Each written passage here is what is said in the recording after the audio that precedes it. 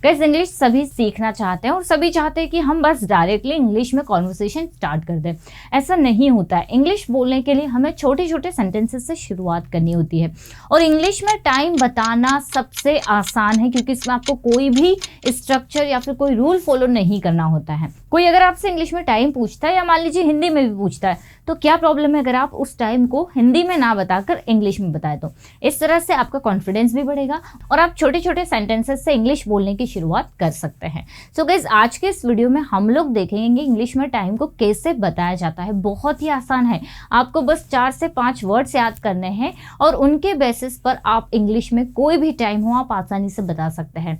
हिंदी में तो हम लोग देखते हैं कि कभी 9:45 हो रही है, कभी 9:45 हो रही है, या फिर कभी 10:10 हो रहा है, या फिर कभी 10 बजने में 10 मिनट बाकी है तो बजकर बाकी है, या फिर 9:45 या फिर 12:30। ये सारे के सारे वर्ड्स को इंग्लिश में क्या बोलते हैं मैं आप लोगों को बताने वाली हूँ रूल्स और एग्जांपल्स के साथ में।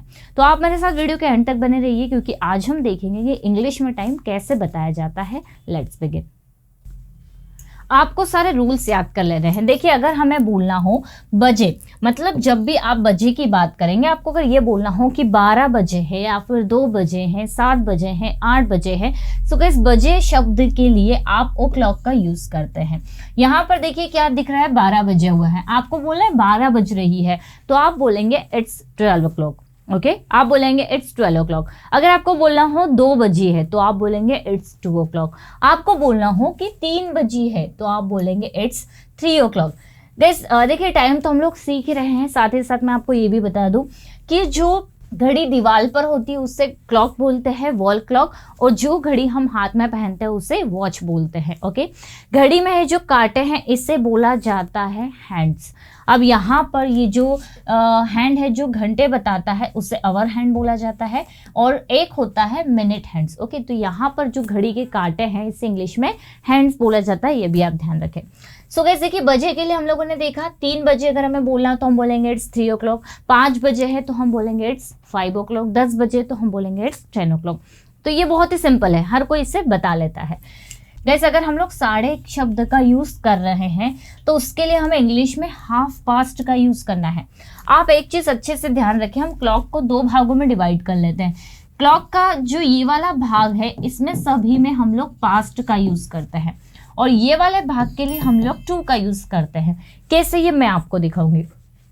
अभी यहाँ पर 12:30 बज रही है, आपको ऐसे इंग्लिश में बोलना हो तो आप बोलेंगे इट्स 12:30। ओके इट्स 12:30 मतलब 12:30 बज रही है। मान लीजिए आपको बोलना हो कि 3:30 बज रही है तो आप क्या बोलेंगे इट्स 3:30। Okay it's 3:30। आपको बोलना हो 4:30 बज रही है तो आप बोलेंगे इट्स 4:30। 8:30 बज रही है तो आप बोलेंगे इट्स 8:30।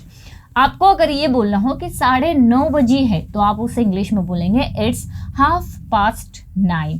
तो ये आपको ध्यान रखना है कि जब भी साढ़े शब्द आता है वहां पर हम लोग हाफ पास्ट का यूज करेंगे। आप भी कुछ टाइम जो है इंग्लिश में मेंशन करें, कमेंट में बताइए। गाइस नेक्स्ट हमारा वर्ड है पौने शब्द के लिए हम लोग यूज करेंगे Q2 का। जैसे मैंने आपको बताया कि क्लॉक का ये वाला जो भाग होता है इसमें पास्ट वर्ड हम लोग यूज करते हैं और ये वाला जो होता है इस साइड वाला भाग इसके लिए हम टू शब्द का यूज करते हैं। तो देखिए 9:15 मतलब, या फिर हम बोलते हैं 9:12 बज रही है, 9:02 बज रही है, 9:04 बज रही है, मतलब अभी 9:12 है तो मतलब 12 बजने में 15 मिनट कम है। ठीक है तो जब भी हम पौने शब्द का यूज करेंगे तो हम Q2 का यूज करेंगे। आपको बोलना हो 9:12 बजी है मतलब अभी 12 बजने में 15 मिनट बाकी है तो आप बोलेंगे इट्स 12:15। आपको ये बोलना हो कि 2:45 बजी है तो आप बोलेंगे इट्स 2:45। आपको बोलना हो 5:45 बज रही है तो आप बोलेंगे इट्स 5:45। तो यहाँ पर ये इसका एग्जाम्पल है, ये इसका है और ये इसका है। उसी तरह से अगर आपको ये बोलना होगा इसकी 9:45 बज रही है तो आप उसे इंग्लिश में बोलेंगे इट्स 9:45। ओके या फिर आपको बोलना हो 9:45 बज रही है तो आप उसे इंग्लिश में बोलेंगे इट्स 9:45। तो जब भी पौने शब्द का यूज हमें करना हो हम उसके लिए Q2 का यूज करेंगे। गाइस नेक्स्ट हमारा रोल है सवा शब्द के लिए हमेशा क्वार्टर पास्ट का यूज होता है। देखिए 9:15 बज रही है, 9:12 बज रही है तो हम लोगों ने Q2 का यूज किया। सवा के लिए हम लोग क्वार्टर पास्ट का यूज करेंगे। ठीक है, ये इस वाला भाग है तो हमने यहाँ पर क्या लगाया, पास्ट लगाया, यहाँ पर भी हमने पास्ट लगाया था। ओके, यहाँ पर ओ क्लॉक का यूज किया था। तो अगर हमें ये बोलना है कि 12:15 बज रही है तो हम बोलेंगे इट इज 12:15। आपको बोलना हो 2:15 बज रही है तो आप बोलेंगे इट्स 2:15। 3:15 बज रही है, इट्स 3:15। या फिर आपको बोलना हो कि 4:15 बज रही है तो आप बोलेंगे इट्स 4:15। तो जब भी आप सवा शब्द का यूज करेंगे वहां पर आपको क्वार्टर पास्ट का यूज करना है। 9:15 बज रही है, इट्स 9:15। 10:15 बज रही है, इट्स 10:15। Clear guys? नेक्स्ट हमारा है बाकी है। ठीक है, बाकी है शब्द के लिए हम लोग टू का यूज करेंगे। देखिए, अब हम लोग मान लीजिए यहाँ पर 12 बजने में भी 5 मिनट बाकी है, या फिर आपको बोलना हो कि 10 बजने में 10 मिनट बाकी है, या फिर आपको बोलना हो 4 बजने में अभी 10 मिनट बाकी है। तो जब बाकी है शब्द आता है वहां पर हम टू का यूज करेंगे। कैसे करेंगे टू का यूज? चलिए मैं आपको एग्जाम्पल्स के तौर पर समझाती हूँ। मान लीजिए आपको बोलना हो कि अभी 10 बजने में 10 मिनट बाकी है।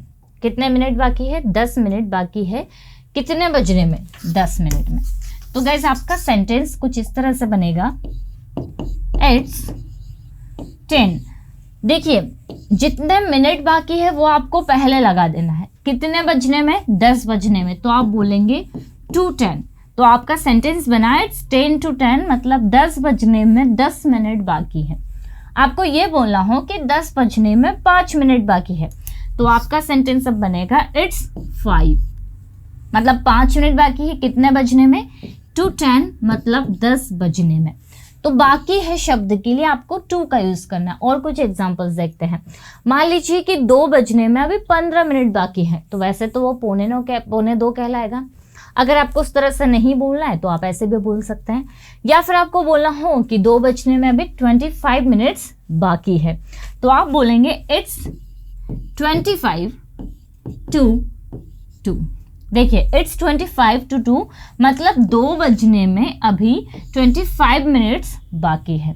वैसे ही आपको बोलना हो कि 3 बजने में अभी 20 मिनट्स बाकी है तो आप बोलेंगे इट्स 20 to 3। देखिए, इट्स 20 to 3, मतलब 3 बजने में अभी 20 मिनट बाकी है। तो बाकी है शब्द के लिए गाइज आपको यूज करना है टू। अब हम देखते हैं बजकर शब्द। मतलब जब भी आपके हिंदी वाला सेंटेंसेस में बजकर आता है, ओके, जब हम ऐसा बोलते हैं कि 10:05 या फिर 5:15, तो वहां पर हमें यूज करना होता है पास्ट वर्ड का।